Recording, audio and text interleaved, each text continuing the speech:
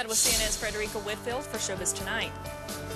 When you're an actor, you certainly have to start somewhere, right? It is a long road from the B-list to the A-list, and sometimes you simply gotta do what you gotta do. Kevin Costner, Robert De Niro, Marissa Tomei, and Dustin Hoffman, before they were stars, they were actors in B-movie filmmaker Lloyd Kaufman's films. And Lloyd Kaufman is here with me on Showbiz Tonight, giving us some of the inside on Hollywood's biggest stars before they were stars. Can I call you Uncle Lloydie? Sure. That's what people call you, isn't it? Oh, you said it. So I mentioned some pretty huge names, and it's always fascinating to see actors in action before they hit the big time. And I want to play a clip right off the bat here from a guy who starred in one of your films, Sizzle Beach, USA, back in the early 80s. Let's take a look at Kevin Costner, hard at work for Uncle Lloydie. Money, so I like to keep a very low profile. I'm from Colorado, remember? Boulder. I have a ranch in Colorado. LA women. All right. Now, can you possibly have imagined? That's Troma's Sizzle Beach, USA, and it's Kevin Costner's best performance. Do you think that's his best performance Well, ever? he loved it. Sizzle Beach, USA takes place in the water, and it wasn't long after that he spent $200 million to do water. That's right. But he, for some reason, doesn't credit that as his first performance as quickly as he'll say, well, being the dead guy in Big Chill, he was the dead body in the casket. Yeah, well... But did you possibly know when you had him in your film that he was going to be this Oscar winner, making tens of millions of dollars in the pictures that he was filming? You could see Sizzle Beach, USA with Kevin Costner from Troma Entertainment. You could see it, that it was... He had hit written all over him. All right. In fact, you mentioned cheesy movies, and this is the secret ingredient that Troma's been 33 years. Troma's basically right responsible here. For the cheese in the films. Indeed, and the first Trey Parker, Matt Stone, Cannibal the Musical. Right? Well, let me ask you. But again, I cannot take credit for directing those movies. Right, you were the producer. You were the guy. Toxic Avenger. Toxie's a big star. Okay. Toxic Avenger. He's.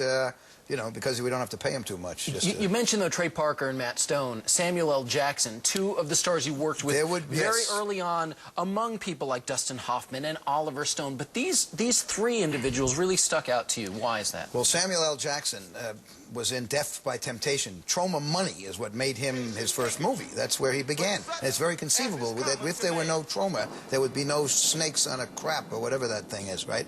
There'd be no... And what thanks do we get? But Trey Parker and Matt Stone, those guys have stayed with us. They're in Terra Firma, and they've been very loyal to Troma, and they wrote the introduction to my second book, which this is not. This is Toxic Avenger, the novel.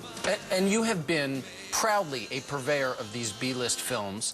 They're not the B-list. They're Troma movies. Troma movies. You don't like the term B-list. B-list is it's like Shakespeare using watches. It doesn't work. It's the B film was a second feature on a double bill in the John Wayne days. Troma is a genre. 33 years of Troma movies. Okay, so when some actors who maybe they didn't start out in your films, but when they went on to success, not having been with you, did they want to be in a Troma movie once they'd made it to the big time?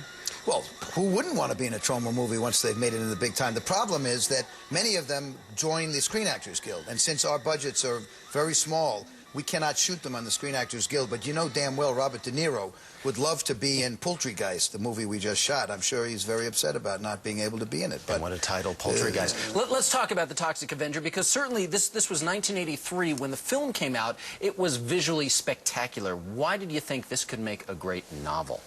Well, the brilliant thing about the Toxic Avenger novel is that we wrote it 21 years after the movie. Most people, when they're promoting a movie, they put the novel out with the movie. But we brilliantly have waited 21 years to put it out. And unlike the other movie novels that are basically dialogue, they just take the dialogue and put it in paragraph form, we actually spent 2 years writing this novel.